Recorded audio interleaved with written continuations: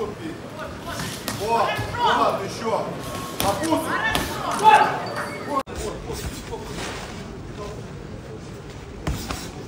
Так. 3, 4, 5, 6, 7, 8. Бокс, все. На першій хвилині 47 секунді першого раунду нокаутом перемогу у цьому двобої здобуває Алі Даглі.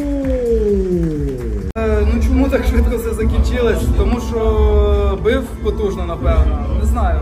Ми провели дуже великий, можна сказати, великий тренувальний табір. Він тривав десь місяць, навіть може більше, місяць і пару тижнів.